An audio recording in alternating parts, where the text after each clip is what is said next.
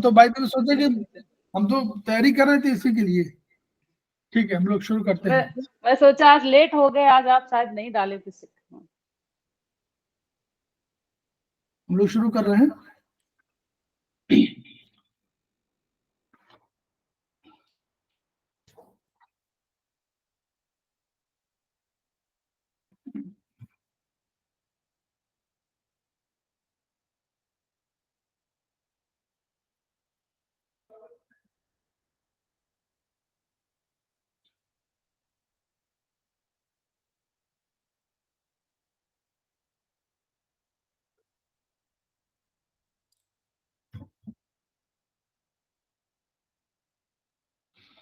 ध्यान मुद्रा में 3 बार ओम का उच्चारण और उसके बाद प्रार्थना। प्रणाम सर।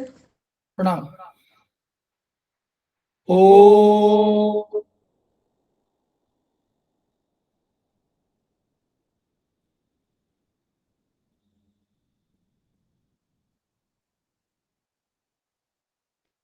ओ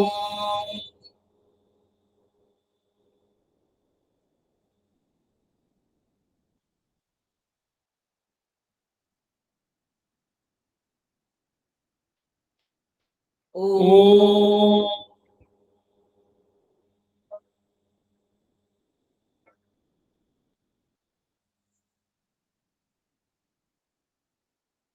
वह शक्ति हमें दो दयानिधे, कर्तव्य मार्ग पर डट जाए, पर सेवा पर उपकार में हम निज जीवन सफल बना जाए।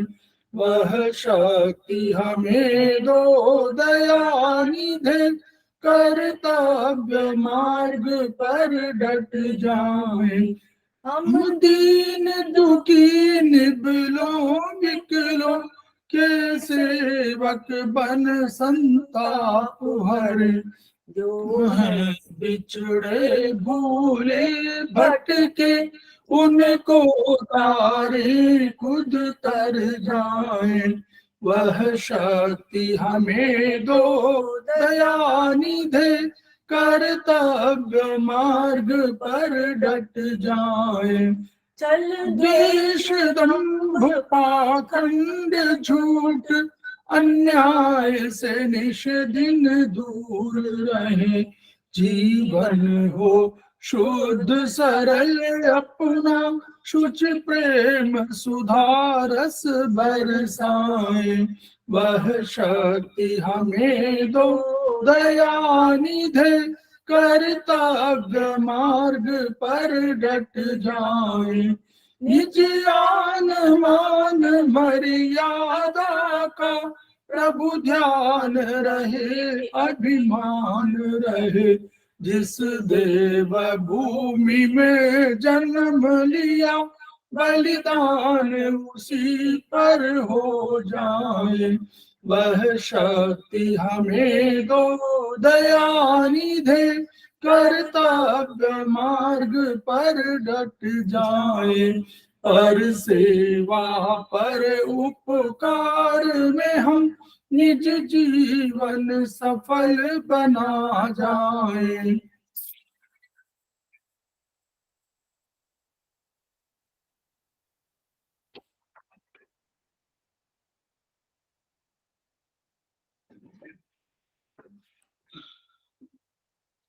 समवायी क्लासेस में आप सभी का स्वागत है।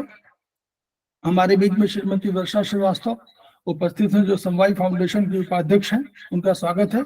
हमारे बीच में पुष्पा तुरे जी उपस्थित हैं, जो सेमेस्टर 3 के स्टूडेंट हैं, उनका स्वागत है।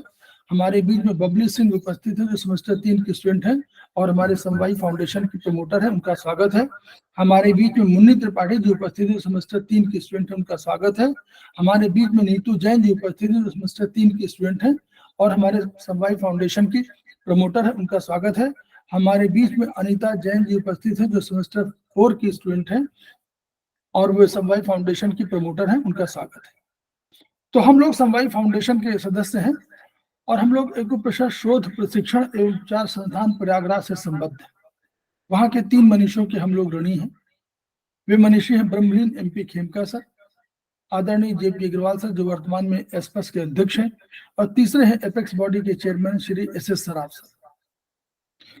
इन मनीषियों के अतिरिक्त भी अन्य गुरुओं से हमने शिक्षा ग्रहण किया है, हम लोग उनके प्रति भी श्रद्धावान्वित हैं।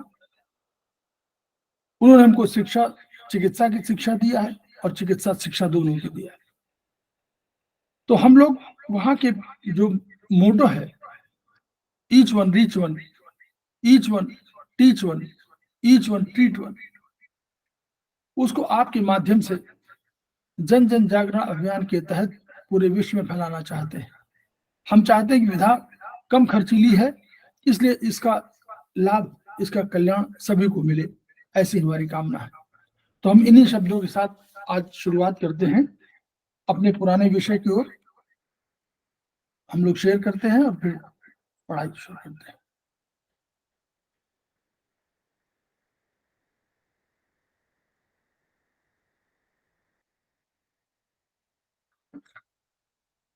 हम लोगों ने अभी तक 10 द्रव्यों में 7 दिशा तक पढ़ लिया था और हम लोग मन से शुरू कर रहे हैं। तो मन की जो वो है अचेतनम क्रियावच्च मनश्चेतयिता परः युक्तस्य मनसा तस्य निर्दिश्यन्ते विभव क्रिया चेतनावान इतश्चात्मा ततः कर्ता निरुच्यते अचेतनात् त्वात् च मनः क्रियावदप नोच्यते। इसका अर्थ क्या है? कारण यह है कि मन, देखिए, मन तो अचेतन है, इसको अर्थ समझते हैं। मन अचेतन है क्योंकि मन में चेतना नहीं है, लेकिन वो सबसे अधिक क्रियावान है, सबसे अधिक सक्रिय है। और आत्मा चेतयिता है। देखिए, मनः चेतयिता, मनः चेतयिता लिखा हुआ है, अचेतनम क्रियावत्, मतलब अचेतन, मन अचेतन है लेकिन क्रियाशील नहीं, क्योंकि मन अचेतन है लेकिन इसलिए क्रिया सबसे अधिक क्रियाशील है, लेकिन वो अचेतन है। और मन चेतयिता पर, चेतयिता कौन है? चेतना प्रदान करने वाला आत्मा है। वो यहाँ पर शब्द का जो प्रयोग किया गया है वो आत्मा के लिए है। तो हम लोग अभी पढ़ रहे थे अपने उसमें आयुर्वेदिक एक्यूप्रेशर में कि हम लोग पर अपर, पर हम लोग मानते हैं बाहर, मतलब अपर मानते हैं आत्मा को, पर मानते हैं किसको? तम को। हम तम को मानते हैं कि तम पर है, और हम लोग आत्मा को मानते हैं अपर। लेकिन शब्दार्थ के रूप में पर और अपर दोनों को कई बार एक ही रूप में लिखा गया है। पर को अपर भी कहा गया है और पर के, अपर के जो शब्दार्थ है उसको पर भी कहा गया है। तो यहाँ पर जो पर कहा गया है वो आत्मा के लिए है। तो आत्मा क्या है? चेतयिता है, चेतना प्रदान करने वाला है। युक्तस्य मनसा तस्य, वो जब दोनों मन और आत्मा मिल जाते हैं तो सारी क्रियाएं अपने आप होने लगती हैं, तभी सारी क्रियाएं हो पाती हैं, अदरवाइज कोई क्रिया नहीं हो सकती। सभी प्रकार की क्रियाओं का निर्देशक आत्मा ही है, क्योंकि वही चेतयिता है, वो चेतना प्रदान करने वाला है, इसलिए उसके माध्यम से मन काम करता है और तब होता है। आत्मा चेतनावान है, चेतनावान यतश्चात्मा ततः कर्ता निरुच्यते, क्योंकि यतः च आत्मा, यतः माने जिस प्रकार, जैसे, चूंकि आत्मा, क्योंकि आत्मा चेतनावान है इसलिए उसको कर्ता कहा जाता है। ततः कर्ता निरुच्यते, उसको कर्ता कहा जाता है। अचेतना त्वाच्च मनः, चूंकि मन जो है भले बहुत अधिक कार्य कर्मशील हो, लेकिन अचेतन होने के कारण उसको कर्ता नहीं कहते हैं, ये उसका अर्थ है। यानी हमेशा ये मानिए कि मन के संयोग से, दोनों के संयोग से ही क्रियाएं होती हैं। युक्तस्य मनसा तस्य, जब तक युक्त नहीं होंगे, मन और आत्मा मिलेंगे नहीं, तब तक कोई कार्य नहीं हो पाएगा। इस प्रकार हम लोग इसको लेके चलते हैं। तो मन यद्यपि अत्यंत कार्यशील है, सबसे अधिक कार्यशील वही है, लेकिन वह अचेतन होने के कारण और आत्मा के चैतन्यता के कारण, आत्मा चैतन्य होने के कारण आत्मा से चेतना प्राप्त करता है और तब सक्रिय होता है। इसलिए क्योंकि सक्रिय सक्रिय आत्मा भले निष्क्रिय हो लेकिन चेतनावान है, इसीलिए उसको कर्ता हम लोग सभी लोग कर्ता कहते हैं, हम ही क्यों कहते हैं। फिर अब देखें, ये बहुत अधिक उसको जानने की आवश्यकता नहीं, मन को समझिए। मन के पास, मन को क्रियाशीलता सबसे अधिक है, लेकिन मन जब तक आत्मा के साथ संयोग नहीं करेगा, उसको बिल्कुल मानिए अध्यक्ष की तरह आत्मा को, और मन सीईओ के रूप में है। इसलिए मन के देखिए क्या है, मन के गुण क्या है।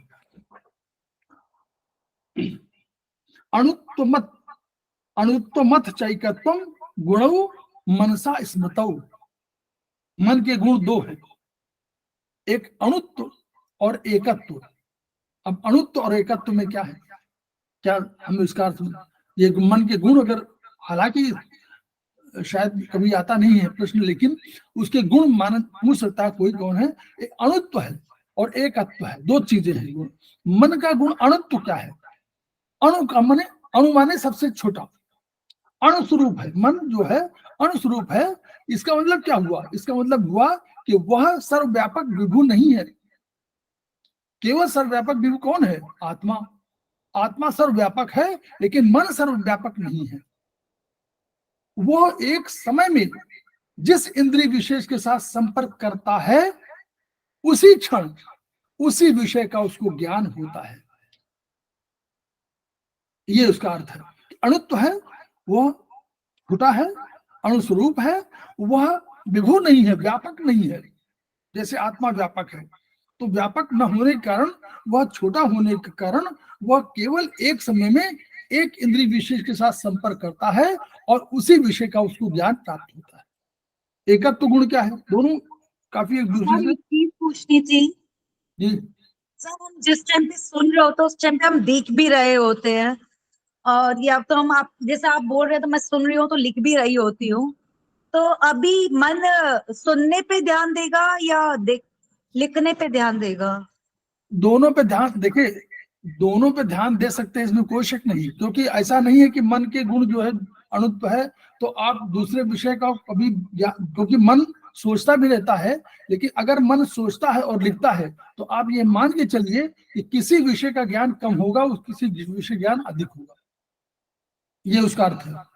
ओके सर, वो तो होएगा। जिसके साथ अधिक अटैच रहेगा उसका ज्ञान उसको अधिक होगा। मान लीजिए आप देखते हुए कोई काम कर रहे हैं या खाते हुए कोई चीज लिख रहे हैं, तो खा तो रहे हैं, लिख रहे हैं, तो या तो खाने में ध्यान कम होगा या लिखने में। एक समय में, एक क्षण को आप और छोटा कर लीजिए, एक क्षण में जो काम कर रहे हैं उस क्षण के साथ मन उसके साथ संलग्न रहेगा, दूसरे के साथ कम संलग्न रहेगा। ये उसका अर्थ है। Okay sir. अब ये एकत्व में समझ में आ जाएगा। एकत्व माने क्या है, एकत्व माने क्या है कि एकत्व गुण, मन चूंकि एक है, अगर मन कई होते तो क्या होता, मन, क्योंकि मन का इंद्रियों से सन्निकर्ष होना है, उसका उसका तादाद में होना है, उसको जोड़ना है, संयोग होना है, जिसको आप संयोग की भाषा में कह लीजिए, संयोग होना है। तो अगर मन कई होते तो क्या होता, मन एक इंद्रिय के साथ, एक मन, दूसरा मन दूसरी इंद्रिय के साथ, तीसरा मन तीसरी इंद्रिय के साथ, यानी एक साथ हम कई कार्यों को एक साथ कर रहे होते। लेकिन नॉर्मली ऐसा नहीं है। हम लोग उसके लिए पढ़ते हैं ना ब्रेन के फंक्शन में कि वो सुषुम्ना नाड़ी से, हम लोग कहते हैं कि स्पाइनल कॉर्ड से नियंत्रित होता है, लेकिन वो होता तो मन से ही है। कहीं ना कहीं ब्रेन के किसी फंक्शन में हो रहा है, अदरवाइज वो हो नहीं पाता। हमारे साथ क्या है, देखिए अगर खाते हुए आप बात करिए तो कहीं आपको या तो खाने में मन कम होगा या बात करने में मन कम होगा। तो वो यही ऐसा होता है। इस गुण अभी के, हम सुनते हुए लिखेंगे तो सुनने पे ध्यान ज्यादा रहता है, लिखने में कम हो जाता है। Yes exactly. और जिस समय आप फ्रैक्शन और फ्रैक्शन कर लीजिए ना, अभी तो आपने सेकंड्स में किया है, सेकंड्स के और उसमें कर लीजिए, जो जिस समय लिख रहे हैं उसमें सुनाई नहीं पड़ेगा। ऐसा सर होता है। करके देखिए, ऐसा होगा।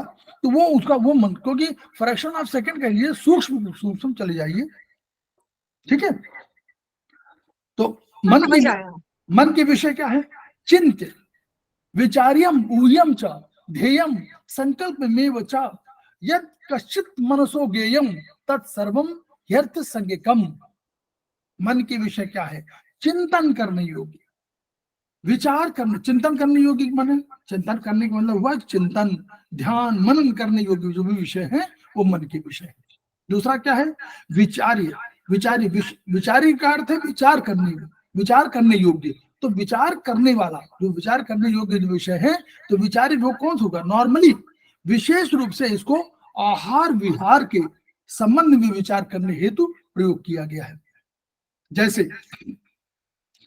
जैसे हमको आहार हमको कहाँ जाना चाहिए, कहाँ नहीं जाना चाहिए, गर्मी में हमको यहाँ जाना चाहिए, हमको ठंडक में यहाँ जाना चाहिए, इस ये जो विचार है, या हमको ये आहार लेना चाहिए।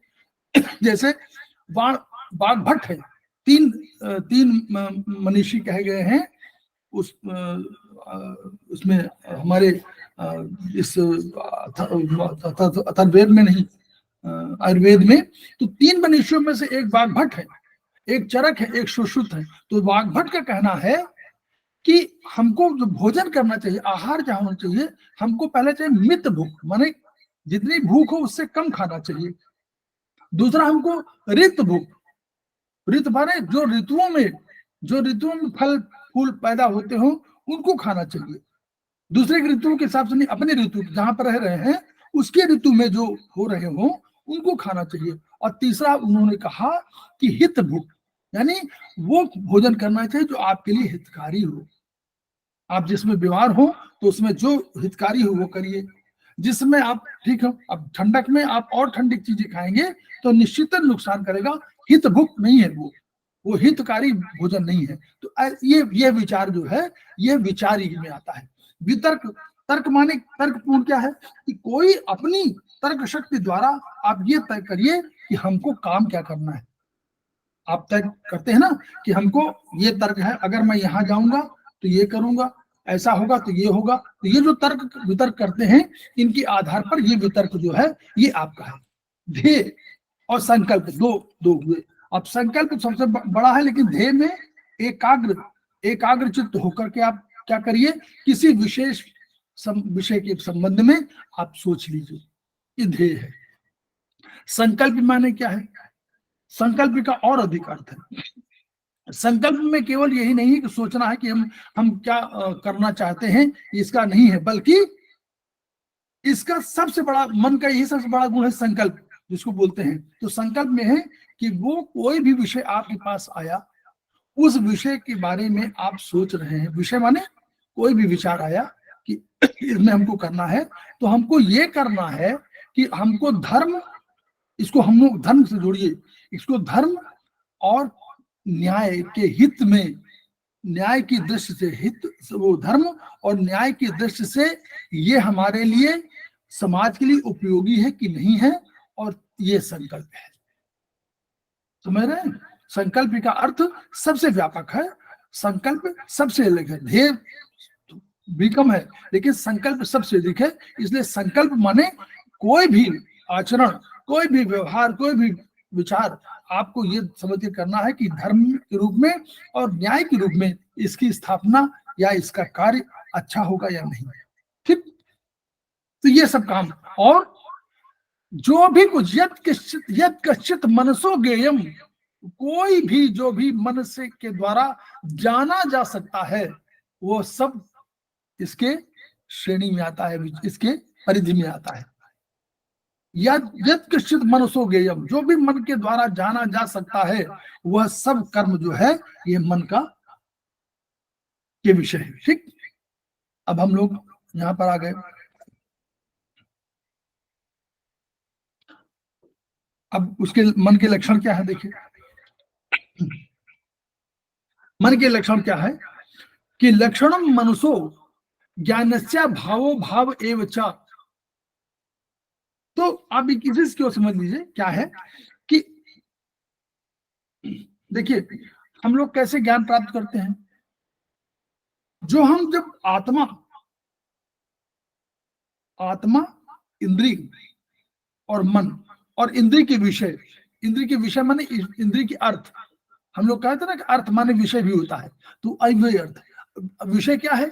इंद्रियों के विषय क्या है? शब्द, स्पर्श, रूप, रस, गंध, यही तो विषय है।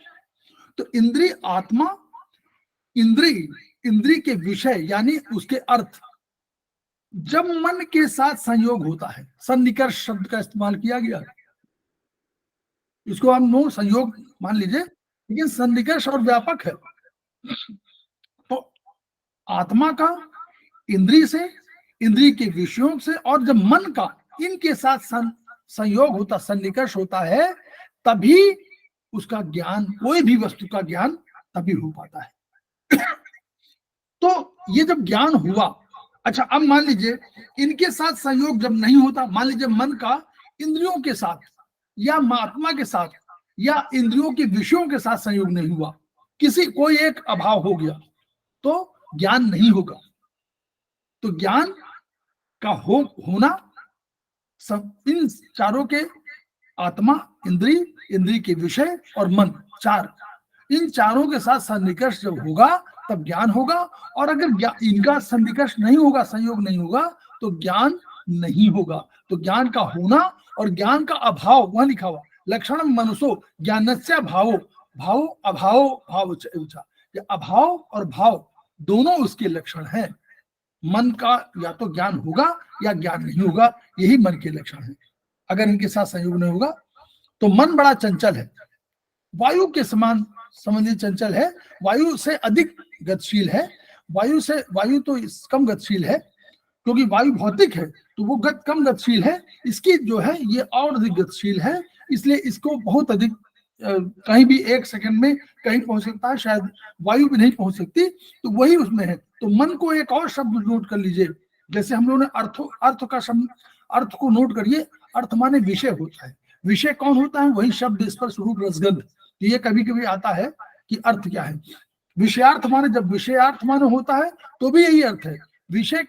विषय के अर्थ यानी वही शब्द, स्पर्श, रूप, रसगंध, ये विषयार्थ के रूप में आता है। तो शब्द, स्पर्श, रूप, रसगंध उसके लिए होता है। और दूसरा, मन को अतीन्द्रिय भी कहते हैं। एक और शब्द नोट कर लीजिए, अतीन्द्रिय। अतीन्द्रिय, इसको अतीन्द्रिय भी कहते हैं, और मन को अंतःकरण भी कहते हैं। मन को अंतःकरण भी कहते हैं और मन को अतीन्द्रिय भी कहते हैं। हमेशा याद रखिएगा, क्योंकि ये सब शब्द जो है इन्हीं का होना है। तो ये सब वही है। जब तक मन का संपर्क इंद्रियों के विषयों से हो गया, इंद्रियों से हो गया, इंद्रियों के विषयों ने इंद्रियों से के माध्यम से मन को एक सूचना दिया, और वो सूचना जब तक आत्मा के साथ संपर्क नहीं होगा तब तक ज्ञान नहीं होगा। अगर आत्मा किसी समय अवसादग्रस्त है, मान लीजिए, मैं नहीं कह रहा हूं क्योंकि आत्मा के गुण है नहीं, लेकिन आत्मा मान लीजिए किसी समय किन्हीं कारणों से, चाहे मन के कारणों से, और आत्मा से संयोग नहीं हो पा रहा, तो ज्ञान नहीं होगा, किसी दशा में नहीं हो सकता। इसलिए इसके लिए चार चीजों का होना बहुत आवश्यक है। इंद्रियों के विषय, इंद्रियां, मन और आत्मा। ठीक। तो मन की संख्या हम लोगों ने क्या कर रखा हुआ है, देखिए, वही सब उसका विश्लेषण है सब। ये दशो, ये सब उसके मन खराब हो जाए तो ये हो जाए, वो है कि मन जो है, मन भी कभी कभी परेशान हो सकता है ना, और साथग्रस्त हो सकता है, क्योंकि मन को आप वही दिखाए, वही इंद्रियां, जिन इंद्रियों के माध्यम, जो विषय माने क्या, यही तो है। इसमें लिखा डरावने, अश्लील, हिंसक दृश्य क्या है, ये विषय ही तो है। अगर ये विषय लगातार आप किसी को दिखाएंगे तो यही तो देख पाएगा वो, और इंद्रियां कहें हम यही दिखाएंगे। इंद्रियों माने आंख है, आंख कहे यही दिखाएंगे, कान कहेंगे हम यही सुनाएंगे आपको। तो मन क्या होगा, मन की स्थिति खराब नहीं होगी। मन भी तो कहीं, क्योंकि मन भी तो द्रव्य है, मन तो द्रव्य कहा गया है, तो द्रव्य है, लेकिन उसको भी तो विचार, वो भी तो विचार है उसके पास, वो है विचार है उसके पास। तो अगर यही सब चीजें आप मन को दिखा रहे हैं तो मन क्या होगा, मन भी तो अवसादग्रस्त होगा। तो अगर मन अवसादग्रस्त हो तो हम लोग मान सकते हैं कि हम लोग क्या करें, फिर हम लोगों को अवसादग्रस्त हो तो हम लोग, फिंगर नंबर 8 हमारे पास है आयुर्वेदिक में। फिंगर नंबर 8 में 8 चाहे वर्टिकल चले जाइए चाहे स्पाइरल चले जाइए। 8 फिंगर नंबर 8 स्पाइरल और 8 वर्टिकल। और हम लोग करना क्या है, 2 7 से 8 8 2।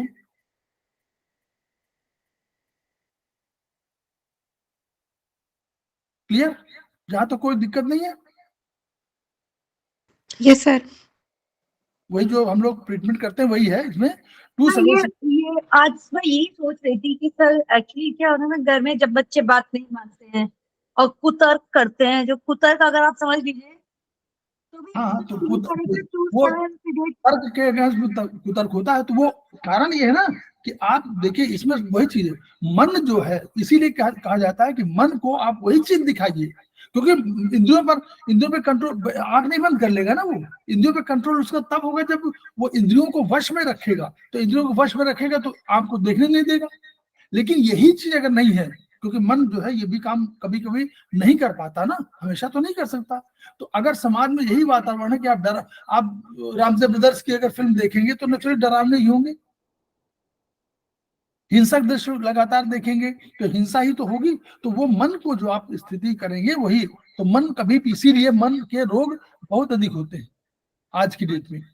आज जो उसमें ना, अब देखिए इसमें देखिए मन, देखिए एक एग्जाम्पल दिया हुआ कोई कि वो थे, उन्होंने क्या NCH 8 पर इन्होंने क्या किया, 8 टोन कर दिया, 9 सीडेट किया। देखिए 9 सीडेट क्यों किया होगा, 9 सीडेट किया होगा उन्होंने इसलिए कि वो मान लिए कि ये भी इन्फेक्शन है, लगातार जो है चिंतित हो रहे हैं, तो ये इन्फेक्शन मान लिया उन्होंने उसको, तो 9 सीडेट कर दिया, 8 टोन कर दिया। कि जो आज दशा है, या तो ये भी कर सकते थे 7 सीडेट 8 टोन कर सकते थे, NCH में उन्होंने 0 क्यों नहीं टोन किया, अगर इन्फेक्शन था तो?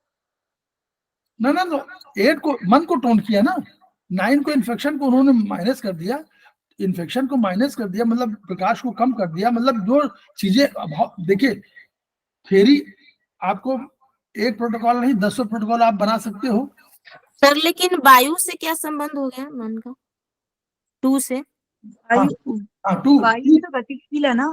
टू जो है, 2 को हम लोग विचार बंद हो गए ना, उससे अधिक विचार। टू जो है, 2 माने होता है, देखिए 2 और 7, 2 भौतिक वायु है और 7 भी पराभौतिक वायु है।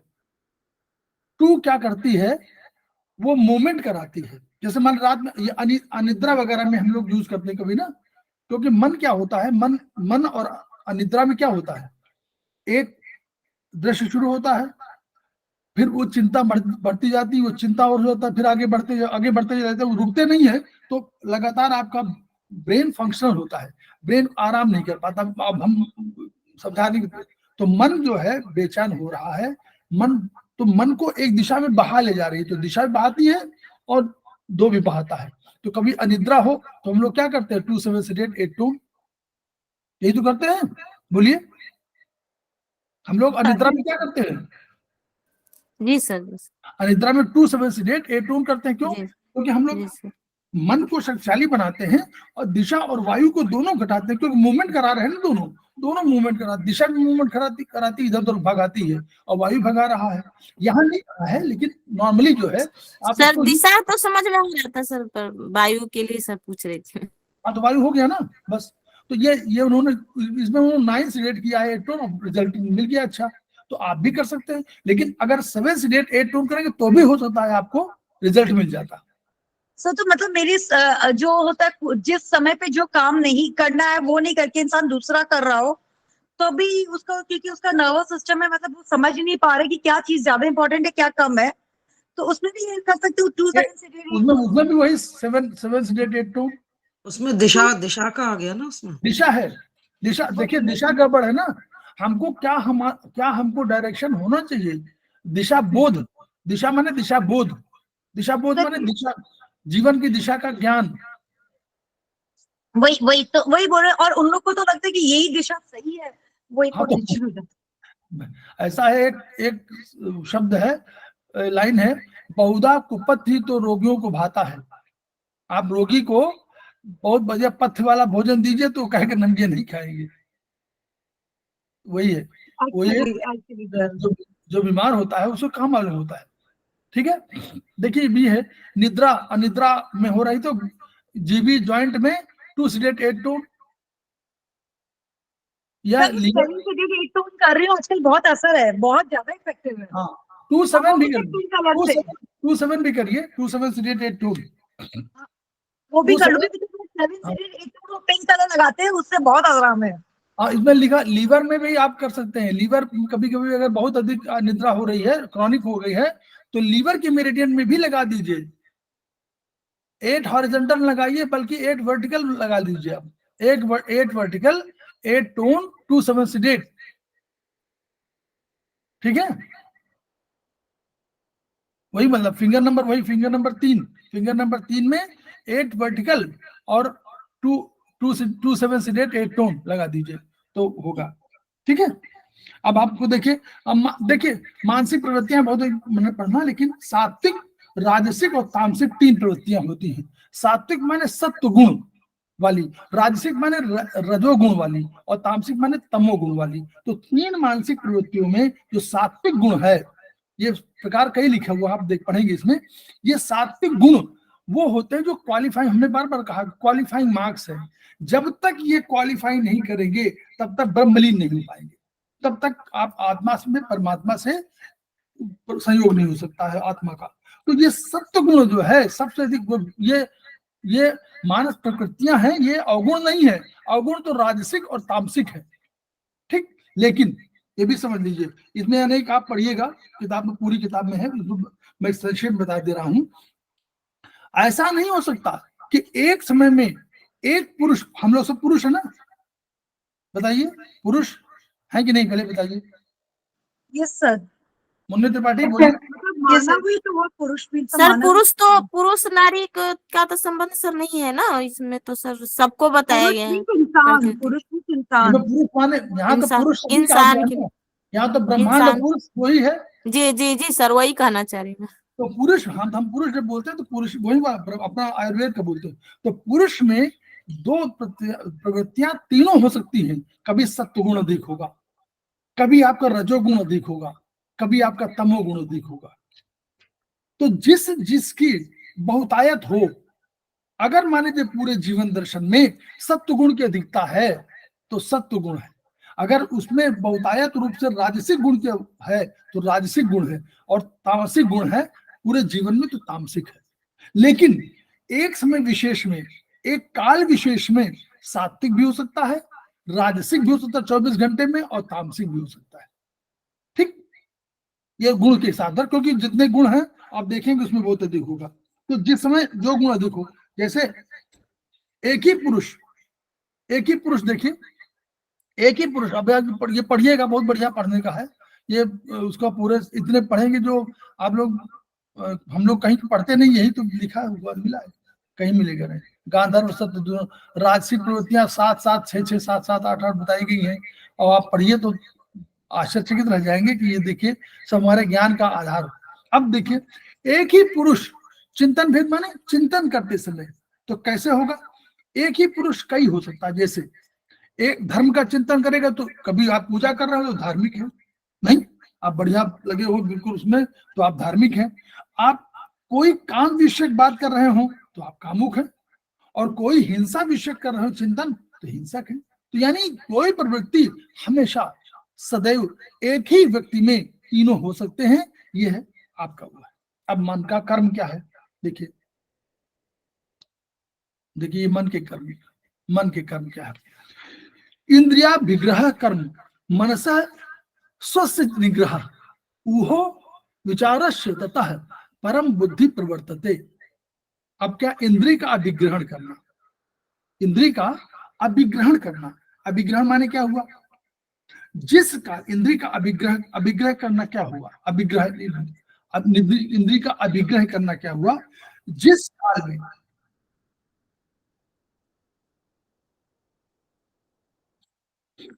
काल में एक किसी क्षण में उसने किसी भी विषय के अर्थ से, यानी शब्द स्पर्श रूप रसगंध, इसके विषय से अपना सन्निकर्ष, अपना संयोग बनाया। उसकी इच्छा हुई कि हमको ये चीज देखनी है, तो देखने का उसने अपना एक संयोग बनाया। तो आंखों से संयोग हुआ, चक्षु इंद्रिय से, चक्षु तो केवल वो है, कैपरेटर से इंद्रिय है, चक्षु इंद्रिय से संयोग किया। तो वो क्या करता है? मन उस इंद्रिय के साथ अपने को पूरी तरह से संयोग करता है। चारों तरफ से उसको चाहता है कि वो चारों तरफ से केवल वही इंद्रियां, उस इंद्री से ही उसका संपर्क हो। तो ये इंद्री अभिग्रह है। उस इंद्री, एक इंद्री के साथ जिसके साथ प्रवृत्त हुआ, जिसके साथ वो संयोग करना चाह रहा है, उसी के साथ लगातार हर तरफ से उसी संयोग करे, यह इंद्री अभिग्रह है। ठीक है, यानी आप बिल्कुल जैसे आप अकेले हो और चारों तरफ से आप कहें मुझे घेर लो, तो वो इंद्रियों के विषयों को चाहता है, वो इस इंद्री को चाहता है कि वो इंद्री, यानी कोई भी ज्ञान इंद्री, देखने वाली इंद्री है, तो चाहता है कि चारों तरफ से वो घेर ले। यह कर पाता है तो वो इंद्री अभिग्रह है, ये उसका कर्म है। और दूसरा कर्म क्या है? सर एक बार और बताइए इसे।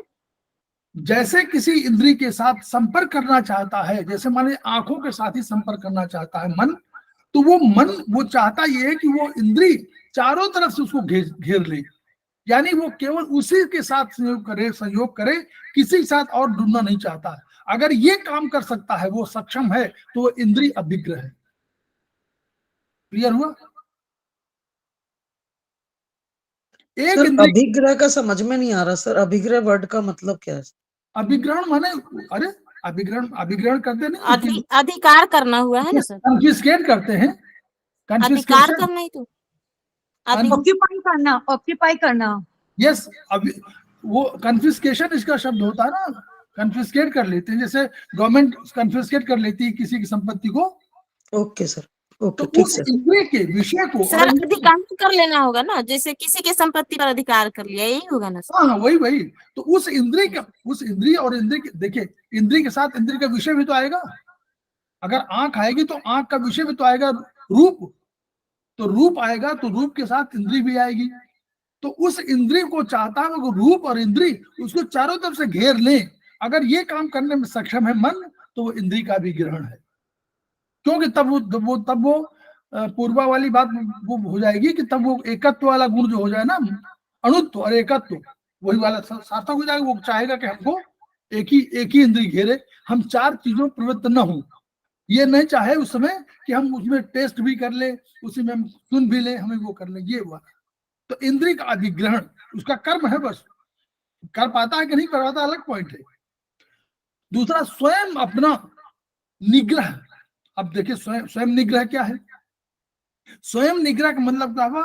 निग्रह के शाब्दिक अर्थ तीन है, दो तीन है लेकिन तीन बता रहा हूं। एक तो निवृत्ति है, एक संयम है, एक अनुशासन है। आप उस विषय को ज्ञान करने के लिए अपने को अगर अपना कंसंट्रेशन नहीं कर पा रहे हैं, निग्रह नहीं कर पा रहे हैं, अपने को कंसंट्रेट नहीं कर पा रहे हैं, अपने को संयमित नहीं कर पा रहे हैं, अपने को अनुशासित नहीं कर पा रहे हैं, तो उसका ज्ञान कैसे प्राप्त करेंगे? ये उसका कर्म है। समझ, ये देखिए सब फिलॉसफी है, मैं इसलिए बोल रहा हूं, इसको मन से समझना है। उस विषय के ज्ञान के लिए अपना भी तो निग्रह करिए। जैसे हम लोग कहते दमन, तो हम कहते हैं इंद्री, तो इंद्री के लिए विग्रह यूज करते हैं, मन के लिए कहते दम, क्योंकि मन अपने को कंट्रोल नहीं करेगा, मन सब विषयों में आसक्त होना लगेगा। हर विषय माने हर विषय एक साथ नहीं, सारी इंद्रियों के साथ करना चाहेंगे तो नहीं कर पाएगा, ज्ञान का अभाव हो जाएगा। ज्ञान का अभाव कैसे होगा? अगर एक ही विषय के साथ करेगा तो ज्ञान होगा, और कई विषयों के साथ करेगा, कई इंद्रियों के साथ करेगा तो ज्ञान का अभाव होगा। ये हम लोग पहले जान रहे हैं। तो अगर अपना निग्रह नहीं कर रहा, और निग्रह का एक और अर्थ है, जिस विषय का ज्ञान उसको प्राप्त करना है उसके लिए संयम चाहिए, उसके लिए अनुशासन चाहिए। लेकिन उस विषय का ज्ञान प्राप्त कर लिया तो उससे निवृत्ति भी होनी चाहिए उसको। अगर निवृत्ति नहीं हो रही तो निग्रह नहीं कर पा रहा,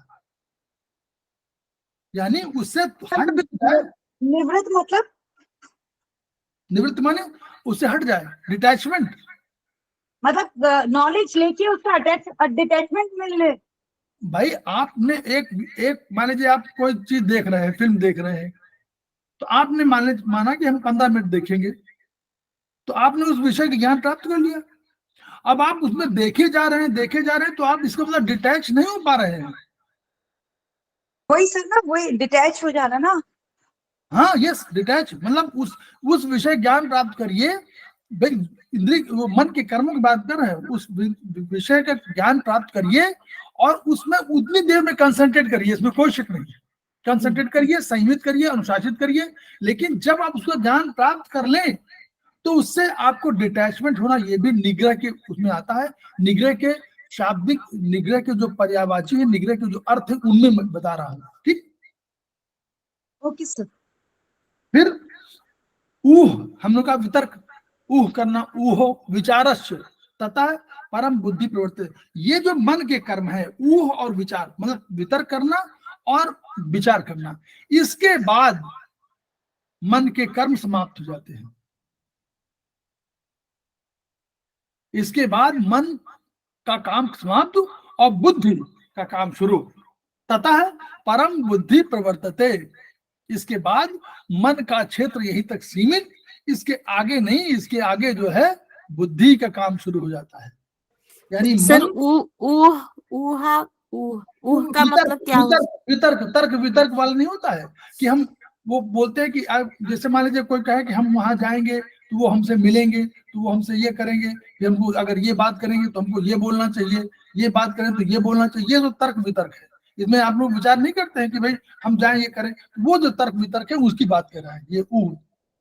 ठीक है, ये देखिए अब ये सर लेकिन बुद्धि का तो कोई नंबर दिया हुआ ही नहीं है, तो हम बुद्धि को कैसे कंसिडर करेंगे?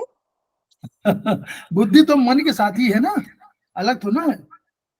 मुनि अच्छा, तो बुद्धि, मन के दो पार्ट थे, एक मन और एक बुद्धि। ऐसा है मन, देखिए मन के ही सब, वो मन हमने एक पहले बताया था, शायद आपको याद है। मन जब कोई ज्ञान प्राप्त करता है तो मन के पास आता है, उसको आलोचन ज्ञान बोलते हैं। ठीक है, आलोचन ज्ञान। तो ये इसको आलोचन माने देखना, देखने से जो ज्ञान प्राप्त हो इसको आलोचन ज्ञान बोलते हैं। फिर क्या होता है, आलोचन ज्ञान के बाद मन को लगता है कि ये इस विषय का ज्ञाता मैं ही हूं, तो वो क्या करता है, उसको अहंकार पैदा होता है। मन में ही अहंकार हो जाता है, मन को अहंकार पैदा होता है। फिर मन जब अहंकार ग्रस्त हो जाता है तो उसको लगता है कि अरे मैंने पहले इस विषय का ज्ञान किया है, मैं ही इसका करता हूं, कर्तापन का भाव हो जाता है, तो अहंकार। फिर देखिए तब भी प्रक्रिया चल रही होती है, तब फिर आगे क्या होता है, बुद्धि प्रवृत्ति, बुद्धि पैदा होती है। जब बुद्धि पैदा होती है तो बुद्धि बताती है कि नहीं, तुमसे पहले, वो कौन सा गाना है ना कि हमसे पहले कितने आए और चले गए, है ना, हमसे पहले कितने आए और आए चले गए, वो भी उस पल का हिस्सा थे, मैं भी इस पल का हिस्सा हूं। सर तो अमिताभ बच्चन का गाना है, मैं पल दो पल का शायर हूँ। हाँ, वही मैं वही कह रहा हूँ कि उसको कर्तापन का भाव हुआ, तो कर्तापन का भाव जब हो गया तो उसने सोचा कि मैं ही करता हूँ। तो उसने कहा नहीं, बुद्ध ने कहा तुम्हारे पहले भी बहुत से ज्ञाता थे और ये ज्ञान पहले भी मिल चुका है और आगे भी मिलेगा बहुत से लोगों को। तो वो बुद्धि जब पहले हुई तो बुद्ध ने जो ज्ञान दिया तब वो वास्तविक ज्ञान हुआ।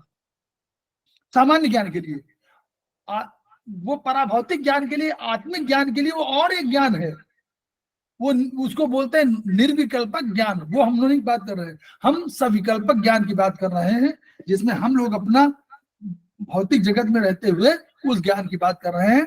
अदरवाइज आत्मिक ज्ञान तो और भी अलग बात है। लेकिन ये बुद्धि के द्वारा जो ज्ञान प्राप्त हुआ वो ज्ञान होता। तो बुद्धि और अहंकार और मन तीनों एक ही जगह है कि नहीं, उसी घर में रह रहे हैं। यस सर, अब समझ में आया। क्लियर हुआ?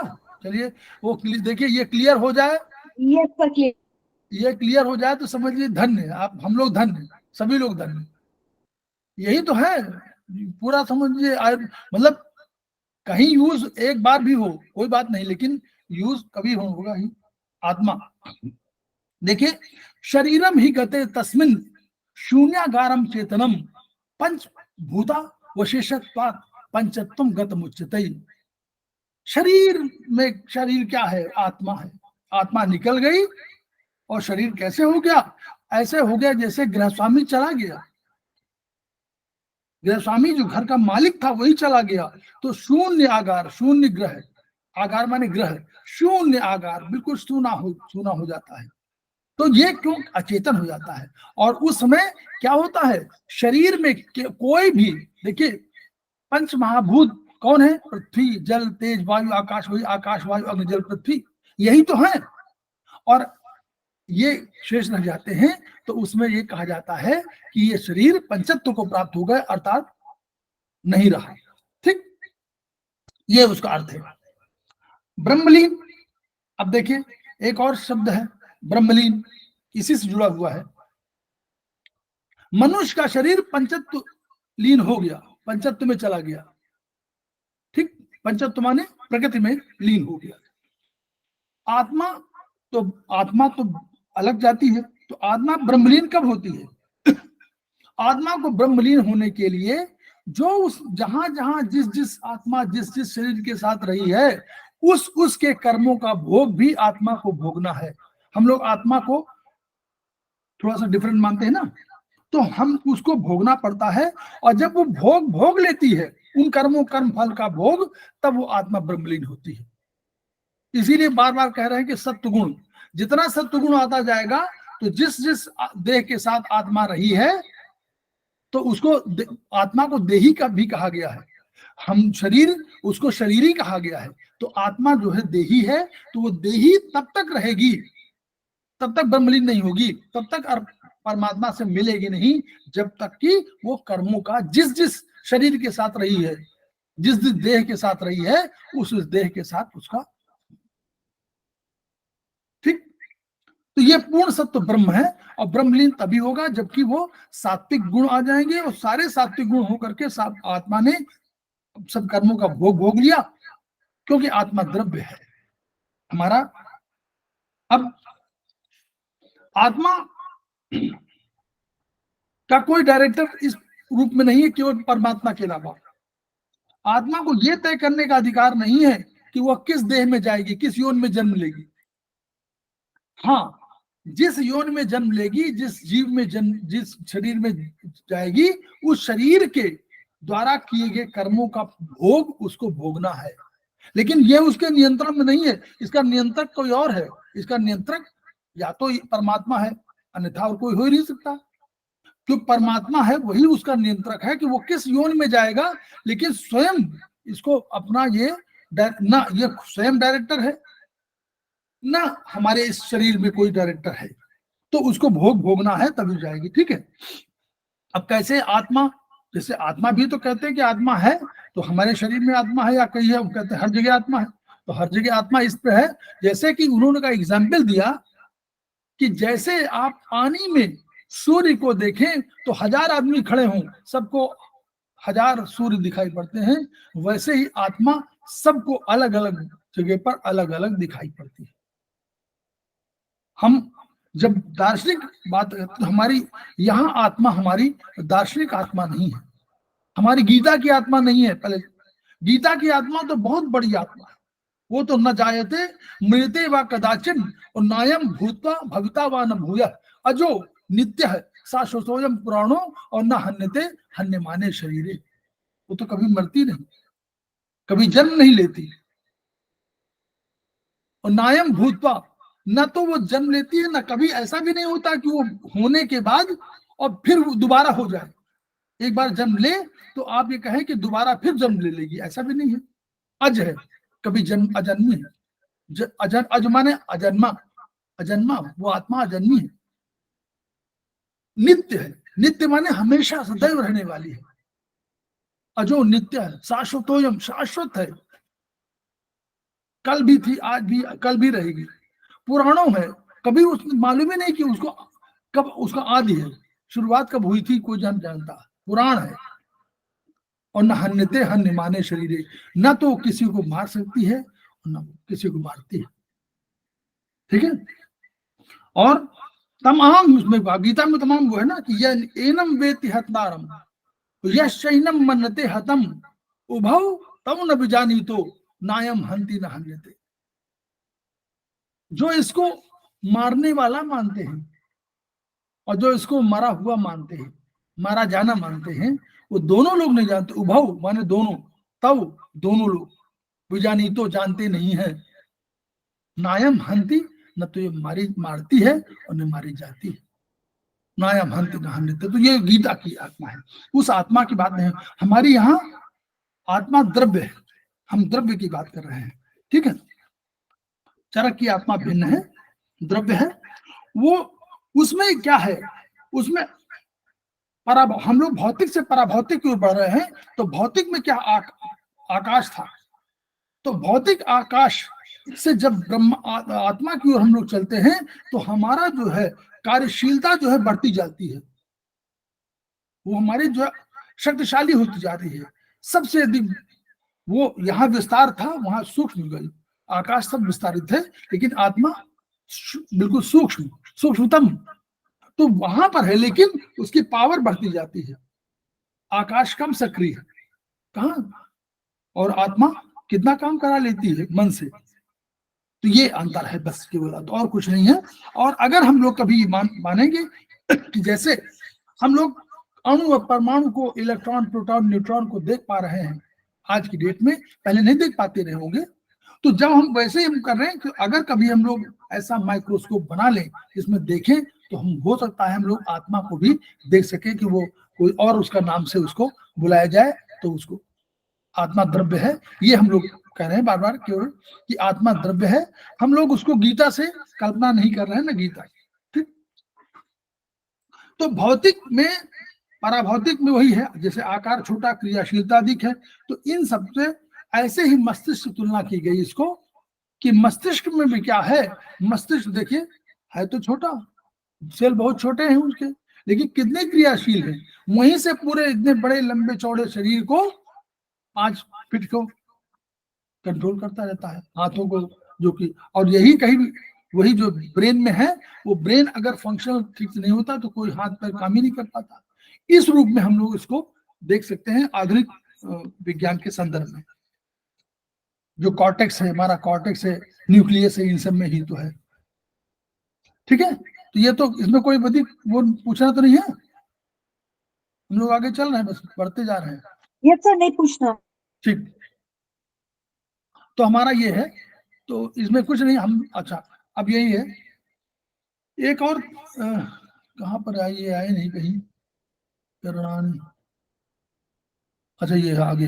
अब वही है, देखिए यहाँ पर ये लिखा हुआ है कि जो इनका ये है कि जैसे मान लीजिए कोई मस्तिष्क का क्षतिग्रस्त होता है, तो वो क्या है, उसका मेन चीज है, सारे इनमें सब लिखा हुआ कि सारा शरीर, पूरा ब्रेन की फंक्शनिंग का लिखा हुआ कि लिम्बिक सिस्टम क्या करता है, बॉडी बैलेंस क्या करता है, पोस्ट मेटर, जो हम लोग पहले बता चुके हैं वही सब बताया हुआ। लेकिन अल्टीमेटली क्या है, आत्मा के साथ मन और आत्मा को कहाँ रखा गया है, देखिए मन को रखा गया लिम्बिक सिस्टम में। और लिम्बिक सिस्टम माने एक सिस्टम, कौन सिस्टम, जिसमें 9 बॉडी पार्ट्स ऑफ ब्रेन एक साथ रहते हैं, और वो विचारों को, सब कम्युनिकेशन को आपको कंट्रोलिंग करते हैं, वो बताते हैं।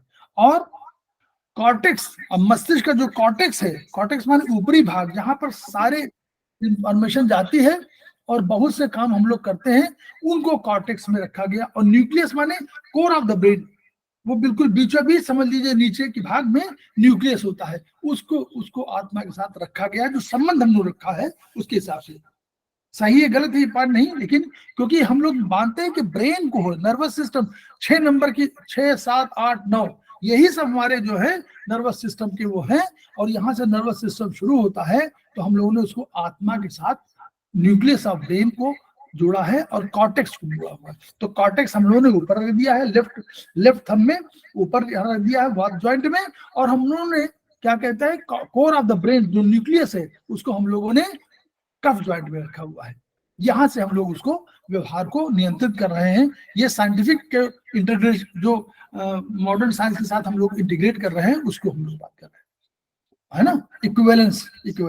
फिर आत्मा परमात्मा का अंश है, हम लोग कह रहे हैं ईश्वर जीव सब दो जो है, ईश्वर अंश जीव अविनाशी है ना, ईश्वर का अंश माना गया, परमात्मा के अंश को आत्मा का अंश माना गया है। तो अब आत्मा में भी, जैसे हमारे भी समझिए कोशात्मा है, हमारे अंदर सेल की भी आत्मा है, सेल भी सब सक्रिय है, एग्जिस्ट कर रहे हैं, सबसे छोटी आत्मा है तो कोशात्मा है। वो भी सब वही काम करती है जो जीवात्मा हमारी करती है, जो हमारा शरीर कर रहा है वही तो वो भी कर रही है, हर सेल वही काम कर रहा है। अब यहाँ क्या है, ज्ञानाधिकरणम आत्मा, ज्ञान का अधिकरण, अधिकरण माने घर, ज्ञान का कहाँ ज्ञान होता है, आत्मा में। ज्ञान कहाँ रहता है, आत्मा के अंदर रहता है। सद्विविधो वो दो प्रकार का है, जीवात्मा परमात्मा च। वो जीवात्मा भी है और परमात्मा भी है। आत्मा के रूप में कहा, आत्मा को जीवात्मा भी कहा, परमात्मा भी कहा। अब तत्रेश्वर सर्वज्ञ, परमात्मा एक एव। अब परमात्मा सर्वज्ञ है, क्यों? सब कुछ सर्वज्ञ माने सब कुछ जानने वाला है, वो इसको ईश्वर कहा है। तत्रेश्वर, तत्र ईश्वर सर्वज्ञ है, परमात्मा परमात्मा सर्वज्ञ है, जिसे ईश्वर कहते हैं। और जीव शरीर में, मतलब जीव जो जीवात्मा, अब क्या है? जीवस्तु प्रति शरीरम भिन्नु। जीवस्तु मतलब जीव जो है, ये जीव माने जीवात्मा, ये अलग अलग प्रति शरीर में, हर शरीर में भिन्न भिन्न है। और विभुर नित्यस्य, नित्यस्य, और घर के स्वामी की तरह सभी क्रियाओं को क्या है? देखता है। यही आत्मा है। और वो क्या करता है?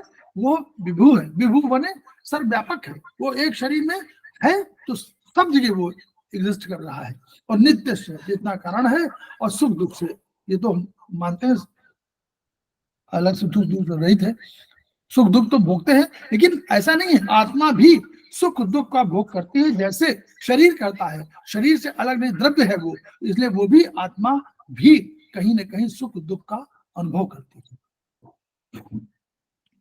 अब एक और रह गया शायद क्या इसमें, हाँ ये है, कर्णानि मनो बुद्धिर, बुद्धिर कर्मेन्द्रियाण च कर्तु संयोगजम कर्म वेदना बुद्धिरेव च नैका वर्तते कर्तु भूतात्मा नाश्नुते फलम संयोगाद वर्तते सर्व तमृते नास्ति किंचन। देखिए क्या है, मन बुद्धि, मन कर्णानि, मनो कर्ण हो क्या? मन, मन बुद्धिर, और बुद्धि, बुद्धि क्या? मन बुद्धि, और बुद्धि इंद्रियाण, बुद्धि इंद्रियाणी और कर्मेंद्रियाणी। बुद्धि बुद्धि बुद्धि इंद्रिय कौन होगी? बुद्धि इंद्रिय माने जो हमारे ये क्या कहते हैं, कर्म, वो वाले कर्मेंद्रिय और ज्ञानेन्द्रिय। बुद्धि इंद्रिय माने कर्मेंद्रिय, वो ज्ञानेन्द्रिय। तो ज्ञानेन्द्रिय हमारे 5 है, कर्मेंद्रिय हमारे 5 है। तो बुद्धि, मन, बुद्धि और ज्ञानेन्द्रिय और कर्मेंद्रिय, ये सब करण है, ये सब इंद्रियां हैं। इसीलिए अंतःकरण मन को कहा गया है, क्योंकि मन अंदर स्थित है। ठीक, कर्मेंद्रिय हमारे 5 है, ज्ञानेन्द्रिय हमारे 5 है। तो मन, बुद्धि और ज्ञानेन्द्रिय, कर्मेंद्रिय, ये सब करण है, ये सब इंद्रियां हैं। कर्ता, कर्ता माने आत्मा है, वो जब इनके साथ संयोग करती है तभी कोई ज्ञान उत्पन्न होगा, तभी कर्तु संयोगजम कर्म, जब ये मिल जाएंगे, कर्तु संयोगजम, सब इन सबका संयोग होगा तभी कर्म होगा, तभी कर्म होगा। और यही नहीं, यही वेदना बुद्धिरेव च, यही वेदना भी उत्पन्न करेगी, यही बुद्धि भी उत्पन्न, इसी को बुद्धि भी कहेंगे। वेदना भी इसमें, ऐसा नहीं कि वेदना महसूस नहीं करती आत्मा, वेदना भी महसूस करती है। अकेला भूतात्मा जीवात्मा, वेदना मीन्स दुख, वेदना मीन्स दुख या तकलीफ, दुख, दर्द, दर्द, दर्द, दर्द, दर्द, कष्ट जो भी है, वेदना में ना दर्द कष्ट सब शरीर के, मन के, सबके। किसी प्रकार के कार्य को करने के प्रवृत्त नहीं हो सकता अकेला, वो इन सब के साथ प्रवृत्त होता है। और जैसे ये लोग दुखी सुखी होते हैं, वैसे वो भी, आत्मा भी दुखी सुखी होती है। ठीक, यहाँ पर वो मतलब उसी रूप में, क्योंकि द्रव्य है, हम लोग गीता की आत्मा से भिन्न मान रहे हैं, इसलिए ये इसको हम लोग कहते हैं, है ना। जो वेदना को जो अगर शाब्दिक उसका ट्रांसलेशन चाहिए तो सुख दुख आदि के अनुभव जनित ज्ञान को वेदना कहते हैं, जिसमें सुख भी मालूम हो। अगर आपको कोई ज्ञान ना हो तो आपको वेदना होती नहीं, तो सुख मिलेगा तो आपको कहीं अच्छा लगेगा, और दुख होगा तो आपको वेदना होगी, कष्ट मिलेगा। तो वही है, यही बुद्धि है। अब उत्पत्ति काल में क्या होता है, देखिए ये तो पूरा वही है, हम लोग 0 to 9 से किए हैं इसी में। लेकिन अब ये देखिए, पढ़िए ये वाला, अव्यक्तात् व्यक्तताम याति व्यक्तात् व्यक्तताम पुनः रजस्तमो व्याभ्याम आविष्ट चक्रवत परिवर्तते अब क्या है, यही कह रहे हैं कि जो जो हमारा पुरुष है, ये पुरुष उत्पत्ति काल में क्या था, ये पहले उस समय जब उत्पत्ति काल था तो अव्यक्त था, पहले तम के प्रभाव में था, तम के आवरण में झुका हुआ था, और जब ये आया तो व्यक्तता मतलब व्यक्त हो गया, सब दिखाई पड़ने लगा। और प्रलय काल में फिर क्या होगा, पुनः जो हम अभी दिखाई पड़ रहे हैं ये अव्यक्त हो जाएंगे और फिर अपने तत्वों में विलीन हो जाएंगे। सब अलग तत्व जो है, जो पंच महाभूत है, सारे अपने आप चले जाएंगे। और लेकिन आत्मा क्या करेगी, रजोगुण और तमोगुण से घिरी हुई और तब तक घूमती रहेगी जब तक कि ब्रह्मलीन नहीं हो जाती है। क्योंकि रजोगुण तमोगुण आत्मा को लगातार बांधे रहेंगे, तब तक बांधे रहेंगे जब तक कर्म फल उसका भोग न भोग सके, ये उनका कहना है। तो हम लोग क्या कर रहे हैं, हम लोग जीरो टॉलरेंस रेट इसीलिए कर रहे हैं कि हम लोग क्या कर रहे हैं, हम प्रकाश को कम कर दे रहे हैं और हम लोग ट्रीटमेंट कर दे रहे हैं, जीरो टॉलरेंस रेट इन्फेक्शन का ट्रीटमेंट। ये सब अगर किसी के, देखिए अगर कोई आत्मा लगातार नष्ट हो रही, मान लीजिए कोई किसी किडनी फेल हो रही हो, तो आप और कुछ करते न करें चाहे न करें, कम से कम आप करिए 9th की, उसमें ही 9th वर्टिकल में, वो 9th मेरिडियन में 9th वर्टिकल 9 हॉरिजॉन्टल 9 स्पाइरल कुछ भी करिए, 9 टोन कर दीजिए, तो कम से कम उसमें क्या होगा, 9 टोन करने से क्या होगा, कम से कम वो जो आत्मा है वो अगर उसमें अंश जरा भी जीवन होगा तो वो बढ़ जाएगी, यही उनका कहना है। 9th वर्टिकल में 9 हॉरिजॉन्टल में किसी में कर लीजिए, स्पाइरल में किसी में कर लीजिए, 9 टोन करना है, ये उसका अर्थ है कि 9th वर्टिकल में ही हमको कर देना, क्योंकि 9 मन में आत्मा। तो अगर आत्मा डूब रही है, कष्ट हो रही, तो एक बार प्रयास करके हम लोग कर सकते हैं कि हम लोग 9th वर्टिकल में, 9 हॉरिजॉन्टल में या 9 स्पाइरल में और फिगर नंबर 9 में, और ट्रीटमेंट 9 टोन कर दें। सर 9 टोन कौन कौन सी कंडीशन में कर सकते हैं सर? जब लगे 9 टोन तो बहुत कम प्रोटोकॉल में आता है, जनरली 9 सीधे ही आता है। नहीं, ये वो उसके बाद नहीं कर रही है, तो कह रहे हैं जब बिल्कुल मरणासन हो कोई, मैं 9 कंडीशन में करे ऐसा तो गुण कर्म, आप पूर्वा जी गुण कर्म की बात लगातार याद रखो, वहां पर हम लोगों को इन्फेक्शन को दूर करना है, तो हम लोग 0 to 9 रेट करते हैं, क्योंकि 9 रेट करने से हमारा प्रकाश खत्म हो जाता है, और हम आदमी के लिए, जो आदमी बाहर से आ रहा है उसको अंधेरा नहीं रहेगा तो मर जाएगा, वो कंसेप्ट है। यहाँ हमारी वो सेल की आत्मा, मान लीजिए किडनी की आत्मा या कोई लीवर की आत्मा, कोई आत्मा मर रही है, तो उस आत्मा को जिंदा करना है, उसके लिए हम लोग बात कर रहे हैं कि 9 टोन, एक ही तो तरीका हमारे पास, ये बिल्कुल। हम उसको ये भी तो अज्यूम कर सकते हैं कि वो आत्मा जो मर रही है क्योंकि वहां पे इन्फेक्शन हो गया होगा इसलिए मर रही होगी। नहीं अरु, तो लोग ऐसा तो ना तुरंत वाला, आप समझिए कि ये जब कोई लगातार हो रही, तो आपको नहीं मालूम हो रहा कि 1 महीने 2 महीने से बीमार चल रहे हैं तो इन्फेक्शन नहीं, बल्कि वो इस समय वो इन्फेक्शन इतना तो ना, अब अल्टीमेटली वो तो बिल्कुल लास्ट मोमेंट आ गया। अब वो सेल को हमको जितना जीवित कर सकते हैं, वो हम जो इतना प्रकाश दे सकते हैं वही दे, मृत्यु को कोई नहीं। ये क्रिटिकल कंडीशंस में आके हमको ये एग्जैक्टली वही शब्द आपने कह दिया, हम बोल नहीं रहे थे, बस वही है, एक ही बात। हम लोग तम पर आ जाते हैं, बस ये भी खत्म होने वाला है, जल्दी से हो जाएगा। तम क्या है, देखिए मैं तम को बता सर एक प्रश्न और है सर जैसे किडनी फेलियर है तो किडनी के जॉइंट पे जाकर के हम 9 को टोन कर सकते हैं सर? हाँ, अरे तो एक ही बात है, आप 9 को टोन करने में ऐसा हर उंगली में सारे एलिमेंट, सारे तत्व हैं, यानी 0 से लेकर 9 तक सारी एनर्जी मौजूद है हर उंगली में। आप किडनी वाले में कर दीजिए, 9 टोन, यस। और जैसे लीवर सिरोसिस का पेशेंट है उसको कर दीजिए, उसको भी करिए, लीवर लीजिए 3। यस सर, वही चीज जानना चाह रहे हैं सर। लीवर 3, 9th वर्टिकल और 9 स्पाइरल और 9 टोन। हाँ सर, वही हो गया ना, ऑर्गन वहां पर मर रहा है तो वहां पर अपन उसको दे सकते हैं। मतलब 3 नंबर के 9 उसको लेंगे स्पाइरल को, 3 स्पाइरल को लेकर उस पर 9 टोन नहीं करेंगे। थर्ड फिंगर की थर्ड स्पाइरल लीवर की हो गई ना, अब तो हमको 9th स्पाइरल में रहना है। अच्छा, वही मुझे स्पाइरल 9 यूज करनी है। नष्ट हो रहा है तो इस उंगली तो हमने लिया कि लीवर स्थित है, लेकिन लीवर की आत्मा को हमको ट्रीट करना है, तो लीवर की आत्मा 9 नंबर पर है, तो हाँ, 9 9 नंबर स्पाइरल पे। 9 नंबर। यस ओके, समझा। ठीक, चलिए। तम को व्याख्या जो है ऋग्वेद के 10वें मंडल के 129वें नासदी सूक्त में कही गई है। अब वो पहले समझ लीजिए, ये तो पढ़ना है, कुछ सरल है, वो समझने के लिए है, वो कहीं और जल्दी मिलेगी नहीं आपको। सर लेकिन कहते हैं कि लीवर हमेशा एक्सेस होता है तो उसको सीडेट करना होता है, तो इस समय इसको टोन किया जा सकता है?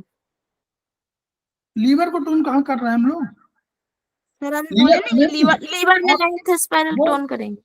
वो चाइनीज में है, सुन लीजिए, वो चाइनीज में है। आयुर्वेदिक में हम लोग कभी नहीं कहते कि लीवर को टोन नहीं करना है, अच्छा सर, ठीक है सर, ऐसा मत कहिए, वो चाइनीज है। हम लोग ठीक है आयुर्वेद में हम कहते हैं लीवर को भी टोन करना है कभी कभी। ठीक अगर है लीवर सर, फंक्शन करने से इनकार कर दे तो लीवर को टोन क्यों नहीं करेंगे? ठीक है सर, लीवर को हम लोग घेर लिया हो तो हम लोग टोन करेंगे उसको, तो हम ऐसा नहीं है, ठीक है। जी सर, जी सर, जी सर, चाइनीज की बात करें, वहाँ चाइनीज वो कहते हैं लीवर सिलेक्ट नहीं करना, वो कभी सिलेक्ट नहीं होता। हमारा लीवर यहाँ सिलेक्ट होता है, टोन होता है, दोनों, ठीक है। चलिए, तो हम लोग के सृष्टि की रचना के पूर्व, देखिए बिल्कुल सुनना है, केवल इसको समझना है बस। सृष्टि की रचना के पूर्व हम भी पढ़ रहे हैं, ना अभाव रहता है, जो उसका 10वें मंडल का 129वां सूक्त है, ठीक। तो उन्होंने कहा ऋग्वेद में, कहा सृष्टि की रचना के पूर्व न अभाव रहता है और न व्यक्त जगत रहता है।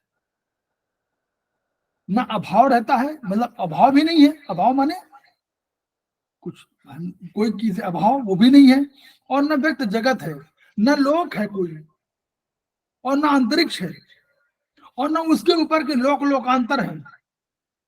लोकांतर माने लोक के वो आगे, लोक के पीछे, लोकांतर माने यही हुआ, लोक अंतर माने उसके, लोक कोई लोक माने इधर लोक उधर कहीं भी माने, तो उसके ऊपर उसके नीचे कहीं चारों तरफ कहीं नहीं। सब कुछ कोहरे के अंधकार में आवृत रहता है, यहां से उत्पत्ति तम की हुई है। सब कुछ कोहरे के अंधकार में आवृत रहता है, इसलिए तम को लिया गया। क्यों लिया गया तम को? क्योंकि यह कंसेप्ट है ऋग्वेद में। 131वां सूक्त क्या कहता है? उस अवस्था में, कौन सी अवस्था? जिसमें कोहरे के आवृत्त में समस्त प्रकृति है, उस अवस्था में न मृत्यु है, क्योंकि मृत्यु है ही नहीं, मृत्यु भी नहीं है, मृत्यु तो जन्म के साथ शुरू हुई, मृत्यु है नहीं। न नित्य काल है, काल भी नहीं है उस समय, काल तो आत्मा के साथ जब होगा, जब आत्मा बनेगी तब होगा। न नित्य काल का व्यवहार है, कोई व्यवहार ही नहीं है, कोई न किसी को मार सकती है, न काल परिवर्तित कर सकती है, तो कुछ नहीं काल कर सकता।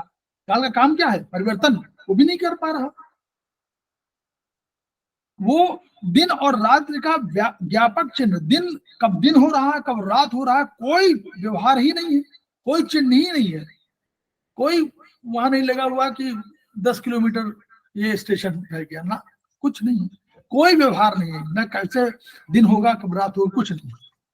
केवल कंपन रहित एक परमेश्वर रहता है, केवल कंपन रहित एक परमेश्वर रहता है, उससे भिन्न, उसके समान, उससे अधिक और उस जैसा कोई नहीं रहता है।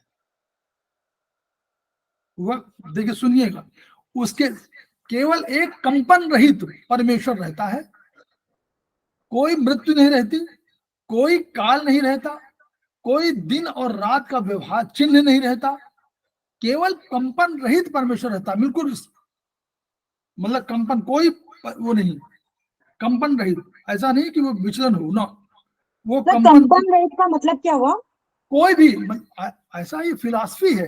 कंपन रहित माने कोई मतलब बिल्कुल स्टैटिक जिस रूप में है, वो कहीं उसको परिवर्तन नहीं कर सकते। Without movement? नहीं, मूवमेंट ये नहीं कह रहे हैं, विदाउट मूवमेंट तो नहीं हो सकता, लेकिन कंपन रहित माने ऐसा नहीं हिल रहा कुछ, ऐसा कुछ नहीं। अच्छा। कंपन बोलते हैं, ये स्पंदन नहीं, कंपन की बात कर रहे हैं। कंपन रहित परमेश्वर रहता है और उसके समान, उससे, उसके बराबर, उसकी तरह कुछ नहीं, उससे अधिक भी नहीं रहता। फिर क्या हुआ? फिर आगे चलिए, सृष्टि की पूर्व की अवस्था में अंधकार से आच्छादित प्रकृति विद्यमान रहती है। अंधकार है और प्रकृति है, अंधकार है प्रकृति है, दो चीजें हैं, और ईश्वर है। क्लियर? अंधकार है, प्रकृति है और ईश्वर है, सब कुछ। अब हमने बताया था वो कारण क्या है, कार्य क्या है। कारण माने थे, कारण में था कि व्हाट इज द रीजन, और कार्य क्या था, what is the result, what is the cause and what is the result, यही तो था। ये हाँ बोलिए इस पर। Yes sir. जी कारण सर, और जी सर, कार्य में, कारण और जी कार्य सर। का बताया था कि कारण माने जो रीजन हो। जैसे हमने कहा जी था सर। मुर्गी मान लीजिए कारण है, तो अंडा जो है उसका रिजल्ट है। कार्य, रिजल्ट। तो वैसे ही कारण और कार्य, कोई केवल कारण रूप प्रकृति है। कारण में कौन है, प्रकृति ने सब कुछ पैदा किया ना, तो प्रकृति रहती है, केवल कारण रूप प्रकृति रहती है, लेकिन कार्य तो हुआ ही नहीं भी, अभी तो कार्य कारण नहीं। मतलब हेतु लिंक, कार्य माने प्रकृति, अभी अभी प्रकृति के बाद नहीं, उत्पत्ति कारण कब हुई? मतलब हेतु लिंक हो गया ना, हैं? हेतु लिंक होता है ना, हेतु हाँ, लिंक। हेतु है, यहाँ हेतु, हेतु यस, हेतु, हेतु, हेतु सूत्र। तो कारण रूप प्रकृति रहती है, ठीक है, सब कुछ उसी में लीन रहेगा। कौन कौन सब कुछ? केवल ईश्वर है उसमें, वहां पर, और अंधकार है, कोहरे का आवृत्त है, न मृत्यु है, न काल है, न दिन रात का अंतर है, कुछ नहीं है। व्यापक जग प्रधान या प्रकट तत्व यही कारण रूप में, इसी कारण रूप प्रकृति में रहेगी, और फिर क्या करेगा, उसको जो ईश्वर है वो अद्वितीय परमेश्वर, ऐसा परमेश्वर तो कोई है नहीं। अद्वितीय इसलिए कहा गया कि ऐसा द्वितीय नहीं है कोई। क्यों कहा गया?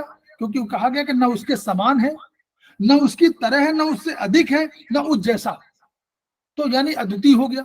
उसको हिंदी में एक शब्द है अद्वितीय, ऐसा द्वितीय कोई नहीं है, यानी इंडिविजुअल वन। उस अद्वितीय परमेश्वर अपने ताप के प्रभाव से एवं निमित्तता से, अपने कार्य से, अपने कारण से, अपने कार्य के प्रभाव से, अपने तेज के प्रभाव से, अपने शक्ति से ये क्या करता है, कार्य रूप में परिणित करता है। तो क्या हो जाए, तब उत्पत्ति होती है। क्लियर? ये है, ये लिखा हुआ है, इसलिए तम को क्यों माना गया, मैं उसकी बात कर रहा था। फिर ये सतयुग के सब वो है कि इतने सतयुग इतने वर्ष का चलेगा, ये बांटा गया, ठीक।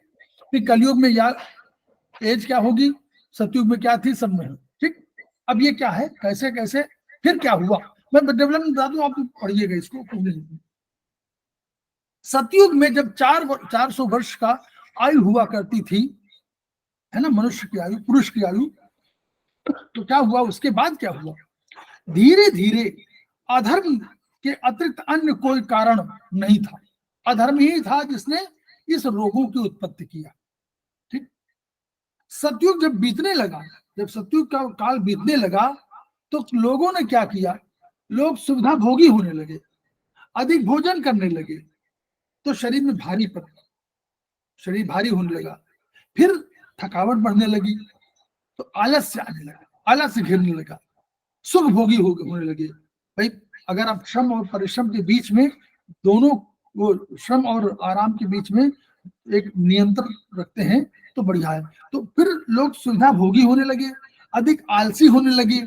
आलस्य से क्या हुआ, संचय प्रवृत्ति बढ़ी, रुपया पैसा जर जमीन जोर सब कुछ, सबकी संचय प्रवृत्ति बढ़ी। संचय से परिग्रह हुआ, परिग्रह माने वो हमने कहा ना अभी, लोगों को घेर लेना। तो क्या हुआ, वो जो 3 लड़ाइयां थी, जर जमीन जोर, मतलब संपत्ति ले लीजिए, पैसा ले लीजिए, 10 शादियां कर लीजिए, 15 शादियां कर लीजिए, सब शुरू हो गया। तो इनके जोड़ने से प्रवृत्ति बढ़ी और लोभ उत्पन्न होने लगा। फिर जब लोभ उत्पन्न होने लगा, इसी युगे युगे धर्म पाद है, तो ये लोभ उत्पन्न होने लगा, लोभ से द्रोह उत्पन्न हुआ। द्रोह माने लड़ाई झगड़े, झूठ, काम, क्रोध, अभिमान, कठोरता, मारना पीटना, भय, शोक, चिंता, जितने ये कंसेप्ट है, संताप, मानसिक रोग बढ़ने लगे, और उम्र धीरे धीरे हर उसमें 1/4 घटने लगी। तो जब प्रलय क्रम होगा कलयुग में, जब समाप्त होने लगेगा कलयुग, तो हमारा प्रलय क्रम शुरू होगा, उसमें क्या होगा, इंद्रियां, हमारी सारी इंद्रियां समझ रही है ना, ज्ञानेंद्रियां, कर्मेंद्रियां, सभी इंद्रियां, पंच तन्मात्राएं, शब्द स्पर्श रूप रस गंध, ये सब पंच महाभूतों में आकाश वायु अग्नि जल पृथ्वी में विलीन हो जाएंगे। फिर पंच महा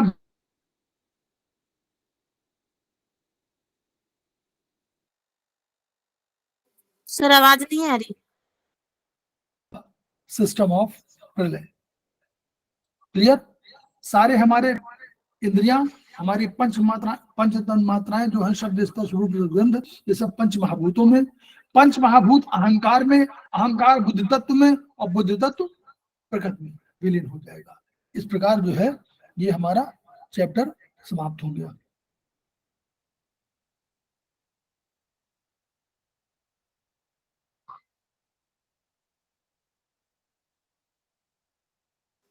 सर बहुत अच्छा लगा आज।